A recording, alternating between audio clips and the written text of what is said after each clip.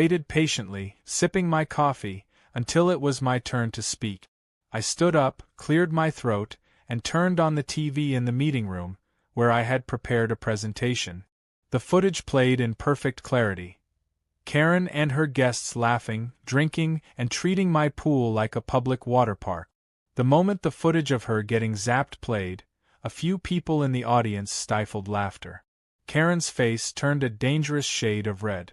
"So," I said, turning to the board with an innocent smile, "I just want to clarify something. I own the property, I pay for the maintenance, and I have full legal rights to my backyard. But Karen and her friends believe they are entitled to use it whenever they want, even after being repeatedly told no. And now, because she faced a minor consequence for her actions, she wants to paint me as the villain." The room was silent. Even the board members, who were usually Karen's biggest supporters, shifted uncomfortably. I could tell they were realizing that this had become bigger than they anticipated. One of the board members cleared his throat. "Well, technically speaking, Ethan does have the right to privacy on his property." Karen shot him a look that could have set him on fire. I leaned back in my chair. "And while we're discussing safety concerns, let's talk about the damages caused by the unauthorized HOA party in my yard. The broken furniture, the clogged pool filter, the stolen drink. Should we address compensation for that?" Karen's jaw clenched so hard I thought her teeth might shatter. The board hesitated, realizing that siding with Karen would make them look like fools. After some forced discussion, they finally ruled that Karen had no right to my property and that any further trespassing would result in serious consequences. They tried to downplay it to spare her ego, but the message was clear: she had lost. Karen stormed out before the meeting even ended, her shoes clicking furiously against the floor. I watched her go, resisting the urge to smirk. But I wasn't naive.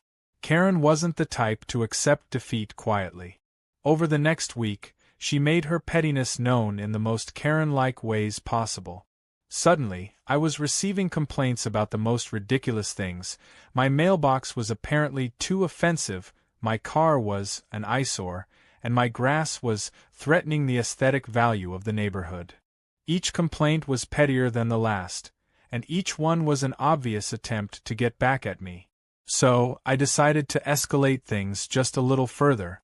I printed out a massive sign and placed it right outside my backyard gate. It read, "Private property. Trespassers will be zapped." It wasn't technically a lie. The neighborhood buzzed with amusement. The other homeowners, who had long been sick of Karen's antics, found the whole thing hilarious. Even the HOA board members, though trying to remain neutral, couldn't completely suppress their smirks. Karen, on the other hand, was livid. A few nights later, I caught her sneaking around my house with a flashlight, clearly trying to find something, anything, she could report me for. Unfortunately for her, she wasn't exactly stealthy. I turned on my porch light and leaned against the doorframe, arms crossed. "Something I can help you with, Karen?" She jumped, clearly not expecting to be caught. I was just checking for code violations." I tilted my head. "At 11 at night?"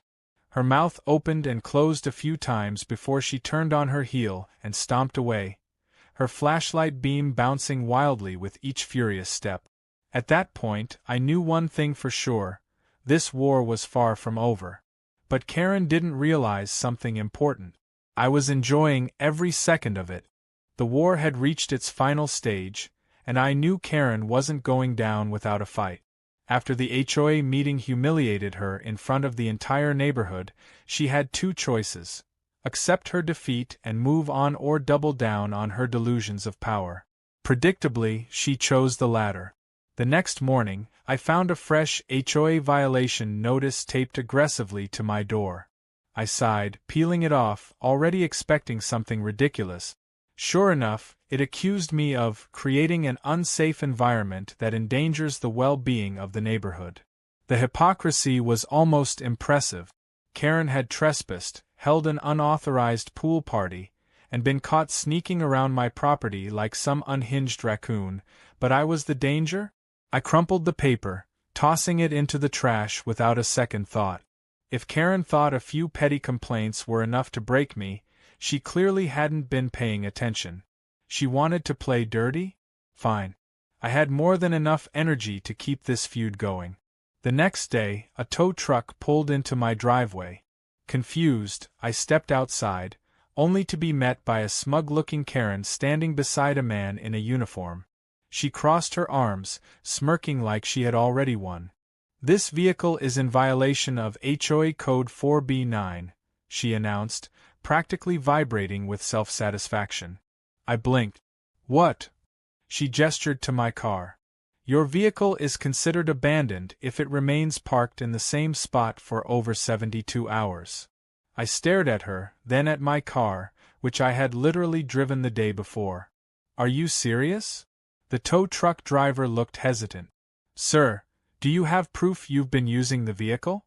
Without a word, I pulled out my phone, opened the security footage from my driveway, and showed him clear footage of me getting into my car and driving off the day before. The driver sighed, giving me an apologetic shrug. "Looks like this isn't a violation," he muttered before climbing back into his truck. Karen's smugness evaporated instantly. "Wait. You can't just leave." The tow truck roared to life and pulled away. I turned to Karen, watching as her eye twitched in frustration. "You're getting desperate," I said. Her face flushed red. "This isn't over." She stormed off, her flip-flops smacking against the pavement with each furious step. I watched her go, shaking my head. She was losing control, and she knew it. But she wasn't done yet. That night, I received an email from the HOA board. Karen had officially filed a lawsuit against me for reckless endangerment and intentional infliction of emotional distress.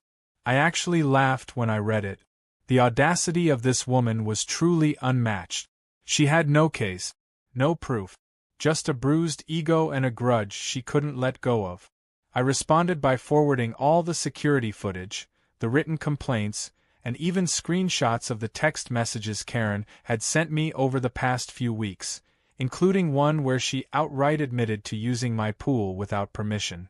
Within hours, the HOA's lawyer responded, essentially telling Karen to sit down and shut up. But I wasn't satisfied with just defending myself. It was time to go on the offensive. The next day, I filed my own lawsuit: trespassing, harassment, and property damage. I attached the cost of repairing my ruined pool furniture, the pool filter, and the cleanup fees from her unauthorized party. The numbers weren't outrageous, but they were enough to make a point. Karen had spent weeks trying to ruin my life. Now she was about to get a taste of her own medicine. The moment she received the official court notice, she snapped. She marched up to my house, fists clenched, her voice shrill with rage. "You can't sue me." I leaned against my doorframe, unfazed. "Why not?"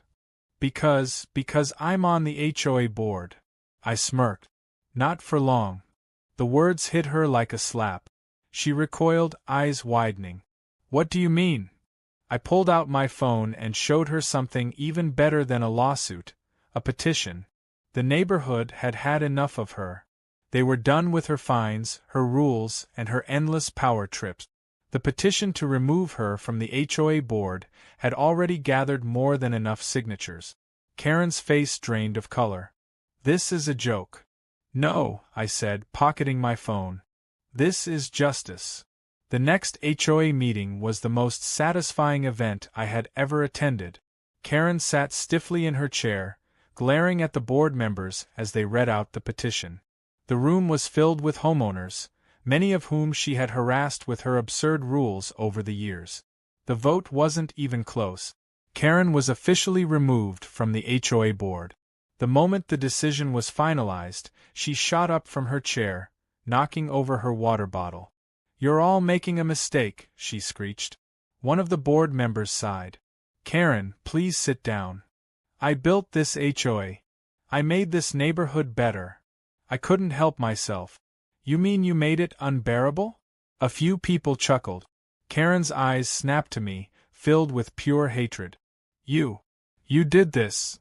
I shrugged. "You did this to yourself." She let out an inhuman noise, grabbed her purse, and stormed out, slamming the door behind her so hard that one of the plaques on the wall rattled. The war was over. But I had one last move to make. The next weekend, I threw a pool party, the biggest one the neighborhood had ever seen. Music, food, drinks, the works. But there was one rule. Karen was not invited. She watched from her window, seething, as the people she once ruled over laughed and celebrated without her. At one point, I raised my glass in her direction, giving her a little toast. She slammed her blinds shut so hard I thought they might break. A week later, a for sale sign appeared on her lawn. I stood in my yard, sipping my coffee, watching as movers loaded her belongings into a truck. She avoided looking at me, her entire body tense with humiliation. As the last box was packed, she climbed into her car, gripping the steering wheel so tightly her knuckles turned white. Then, just before pulling away, she rolled down her window and gave me one final glare. "I hope you rot in this neighborhood."